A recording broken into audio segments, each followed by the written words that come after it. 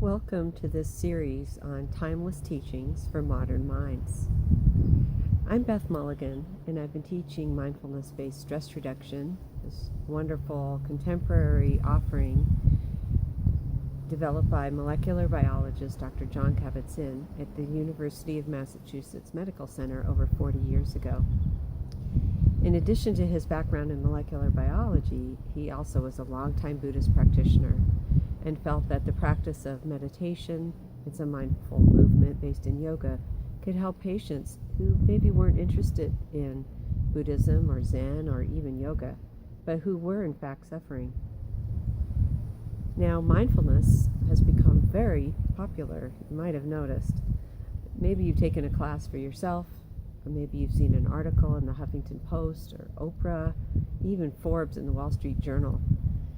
Anderson Cooper did a great segment on 60 Minutes, which included Jon Kabat-Zinn. And so with this ever-growing popularity, on the one hand, it's wonderful. Many people are benefiting from this evidence-based stress reduction program and getting curious about the practice of mindfulness and meditation, trying to find out what it is and how it might enhance their lives.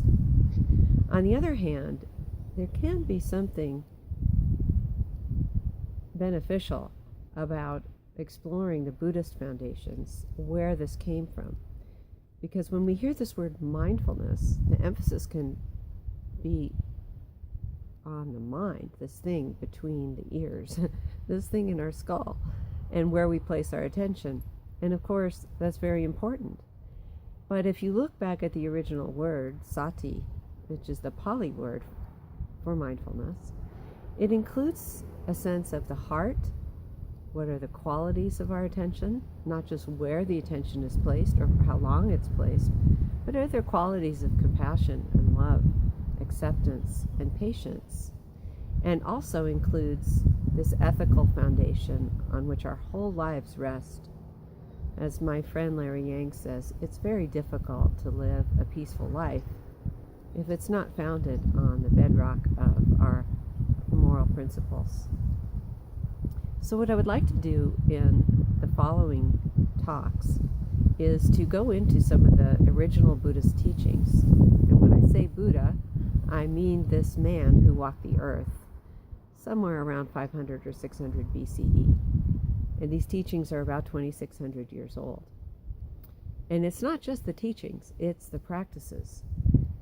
What he invited himself to do to answer some deep yearnings in his own heart was to simply sit quietly and look inside for answers, which is a very different paradigm than the one he lived in all those years ago, and certainly different than the paradigm that we live in now.